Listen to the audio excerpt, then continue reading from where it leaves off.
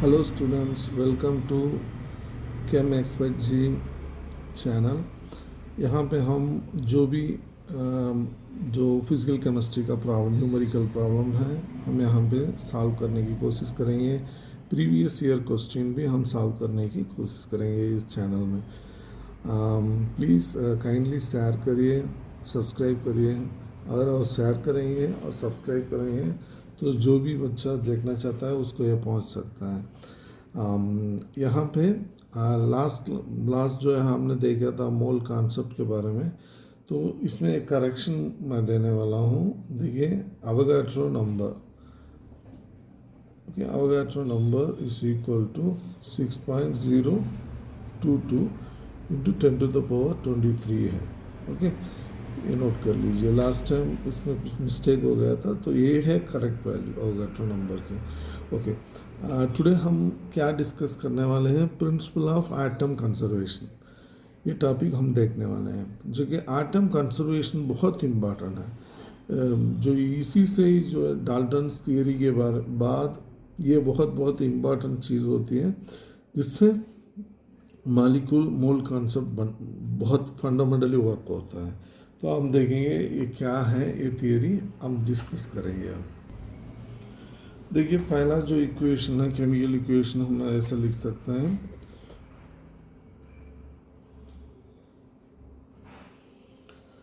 KClO3।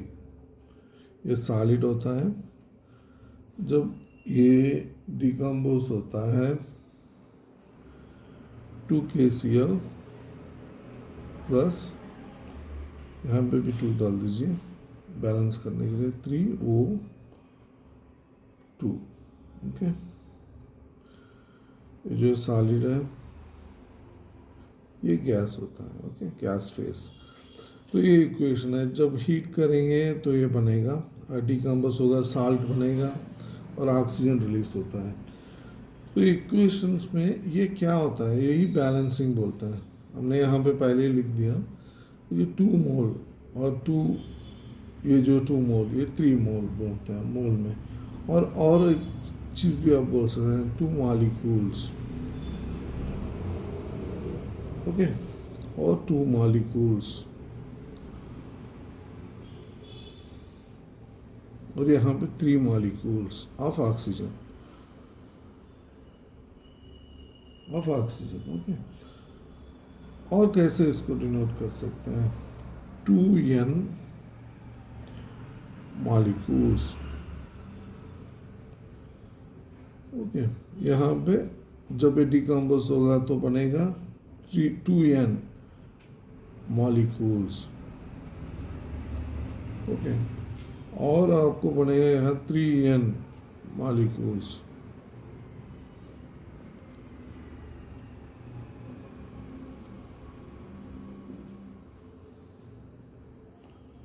Okay, और आप देखिए, और एक जो हम लैंड कर रहे हैं यहाँ पे, मोल्स, 2 मोल्स भी बोल सकते हैं। ओके, मोल्स, ओके, और 2 मोल्स, और ये 3 मोल्स। ओके,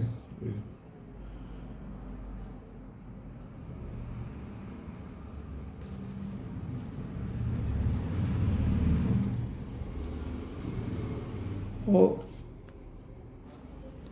जो यहाँ पे n दिया हुआ है, n, ये n जो है nothing but Avogadro number, nothing but Avogadro number. जो हमने देखा था यहाँ पे, जो अवोगाड्रो नंबर वही है, 6.022 इंटू 23 नंबर ऑफ मॉलिक्यूल्स, ये अवोगाड्रो नंबर। यहाँ पे नंबर ऑफ मोल्स का और एक डेफिनेशन है, number of moles is equal to number of molecules is divided by Avogadro number. That's it. जो Avogadro number है यही है। ओके, तो ये होता है Avogadro number। तो ये डेफिनेशन। ओके, ये हम लास्ट वीडियो में देख चुके हैं। अब जाएंगे हम यहाँ पे गैस फेस कैसा बनता है, गैस फेस में रिएक्शन कैसा होता है देखेंगे। ये सॉलिड फेस में देखे थे हम, अब गैस फेस में देखेंगे। जैसे हाइड्रोजन हो गया, अब हाइड्रोजन है और आयोडीन है और आपको बन रहा है HI। तो इसको इक्वेट करिए, यहाँ पे 2 डाल दीजिए, यहाँ पे ये गैस है, ये भी गैस है और ये भी गैस है, ये गैस फेस में बन रहा है। तो ये यहाँ पे भी ऐसा ही है, 1 मॉलिक्यूल और 1 मॉलिक्यूल ऑफ आयोडीन और 2 molecule of molecules of hydrogen iodide. Okay, hydrogen iodide बन रहा है। और इसको कैसे लिख सकते हैं, 1 मोल भी लिख सकते हैं हम। ओके, और यहाँ पे भी 1 मोल लिख सकते हैं, यहाँ पे 2 मोल्स ऑफ हाइड्रोजन आयोडाइड बन रहा है। और एक तरीका है इसको लिखने का, जैसे वॉल्यूम से भी हम रिलेट कर सकते हैं। गैस है तो वॉल्यूम है, अगर सब चीज़ गैस में है, मतलब रिएक्टेंट प्रोडक्ट सब कुछ, तो गैस से हम वॉल्यूम से रिलेट कर सकते हैं। जैसे सॉलिड का हो गया वेट, तो गैस का हो गया आप वॉल्यूम निकाल सकते हैं। 1 volume is 1 volume of this hydrogen and 1 volume of iodine gives 2 volumes of hydrogen iodide, ये दे रहा है। ओके, तो ये है वो इक्वेशन। ओके, अब हम जाएंगे, अब हम यहाँ पे लिखने वाले हैं और एक रिएक्शन जो है बहुत इम्पोर्टेंट है। और एक रिएक्शन देख सकते हैं, और एक रिएक्शन हमें यहाँ पे लिखना है। जैसे 2 KClO2 है, ये क्या दे रहा है आपको, 2 KCl + 3O2। जो प्रीवियस हम पुराना जो है वही है, यहाँ पे हम उसको डिफरेंट करने वाले हैं। कैसे डिफ्रेंशिएट कर रहे हैं, यहाँ पे 2 फेस है, ओके, 3 है, okay. Number of equivalents of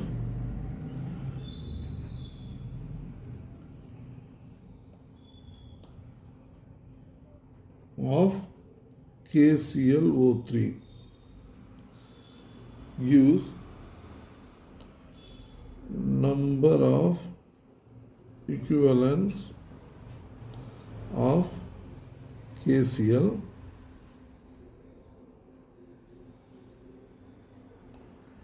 is equal to, ये इक्वल होता है, equal to number of equivalents of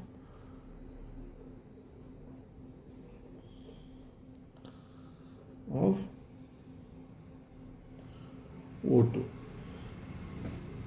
ये बहुत इम्पोर्टेंट रूल होता है। ये रूल में आपको ये दिखता है, हर नंबर ऑफ इक्विवेलेंट्स इक्वल होता है। Okay, number of equivalent equal होता है, और इसको आप मिली इक्विवेलेंट भी बोल के लिख सकते हैं। मिली मतलब 10⁻³ number of milli equivalent of फलाना जो ये मॉलिक्यूल है, इससे इक्विवेलेंट होता है, इससे भी इक्विवेलेंट होता है। यही जो है कंजर्वेशन बोलते हैं। इससे ही आपको प्रिंसिपल ऑफ एटम कंजर्वेशन बनता है। तो हम देखेंगे कैसा बनता है आगे। प्रिंसिपल ऑफ एटम कंजर्वेशन हम पहले जो देखे थे वही इक्वेशन यहाँ पे लिखने वाले हैं। सॉलिड जब ये डिकम्पोज होता है, KCl + ऑक्सीजन आता है, 3 ऑक्सीजन और 2 यहाँ पे 2। ओके, तो हमको अब देखना पड़ेगा ये कैसा बन रहा है। ओके, कैसा बन रहा है ये जानना है हमको। बैलेंसिंग जो कॉन्सेप्ट होता है, ये जो फंडामेंटल कैसा बैलेंस होता है, बैलेंसिंग तो सिखाया जाता है मगर फंडामेंटल तो जानना है आपको। Okay, so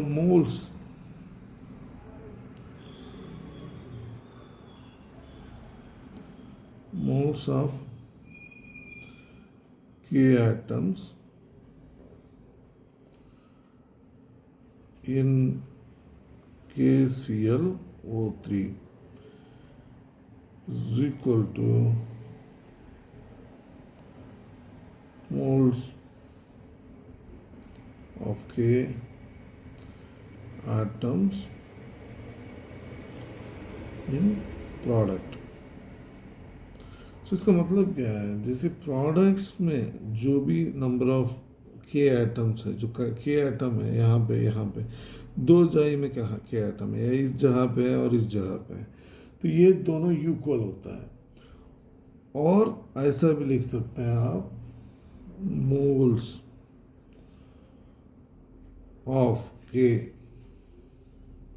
in potassium atoms in KClO3 is equal to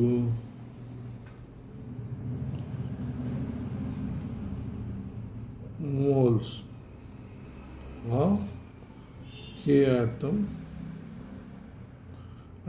in KCl में एक ही एटम होता है। यहाँ पे देखिए, यहाँ पे भी एक ही एटम है। Okay, so one molecule of KCl, इसका मतलब क्या है, one molecule of KCl contain one atom of one molecule of KClO3 contains one atom of K। Okay, K mean potassium, एक एटम होता है, एक एटम ऑफ पोटासियम हो रहा है यहाँ पे। ओके, ये फंडामेंटल है और यहाँ से आपका एटम कंजर्वेशन होता है।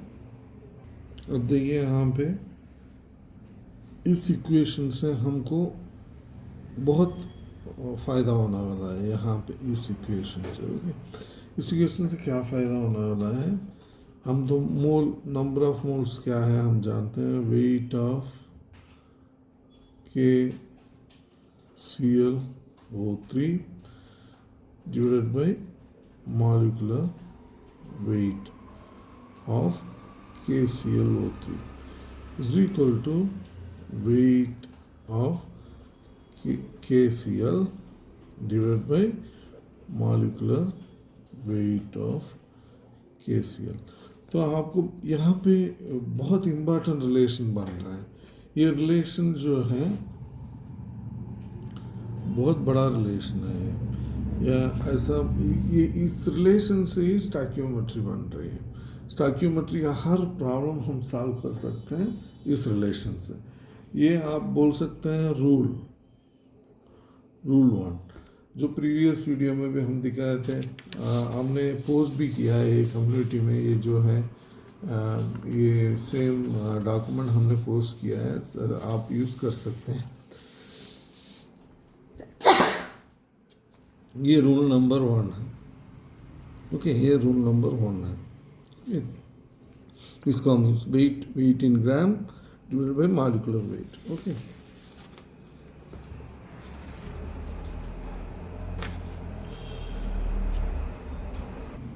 अब यही रूल को हम अप्लाई करने वाले हैं ऑक्सीजन में। इस एटम, इस मॉलिक्यूल में ऑक्सीजन भी है, तो ऑक्सीजन को भी देखना पड़ेगा। आप क्लोरीन को भी देख सकते हैं, क्लोरीन भी एक ही है, तो क्लोरीन से कुछ बहुत फर्क पड़ने वाला नहीं है। तो ऑक्सीजन को देखेंगे। अब अगर आप ऑक्सीजन को देखेंगे तो इक्वेशन डिफरेंटली बनेगा। Okay, so like moles of oxygen atom in KClO3 is equal to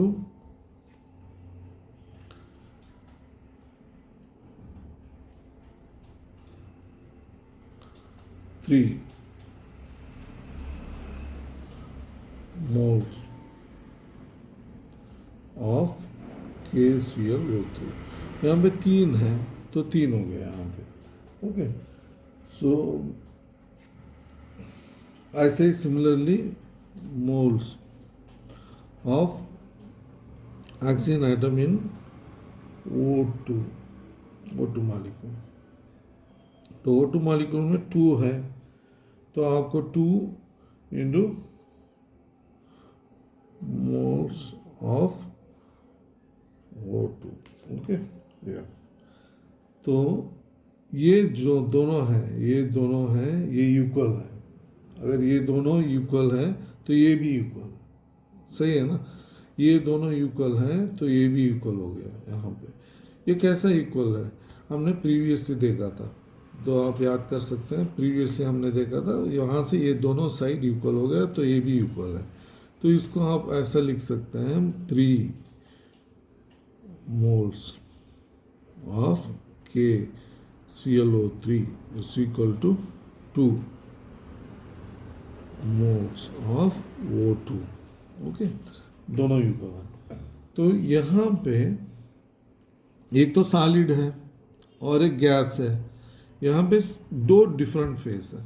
अगर फेस सेम है नो प्रॉब्लम है, दोनों सॉलिड है तो आसान है। अगर दोनों सॉलिड नहीं है तो कैसा कर सकते हैं, ओके। इसका तो हो जाएगा, बहुत आसान है। इसका हो जाएगा वेट ऑफ KClO3, ओके,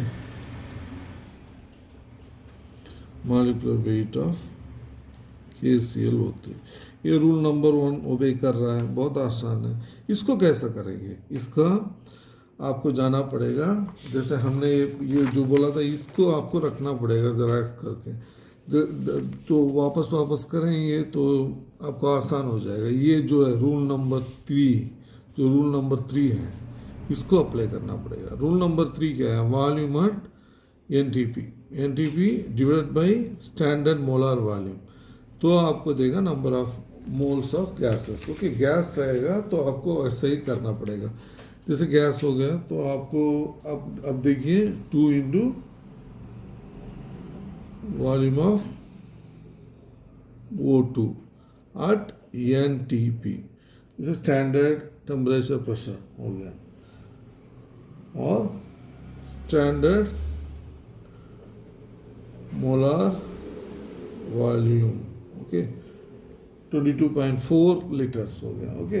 या तो यहाँ पे क्या क्या रूल बन रहा है, अगर 2 डिफरेंट फेसेस है तो आपको 2 रूल्स चाहिए। ये 2 रूल से ये हम सॉल्व कर सकते हैं, ठीक है।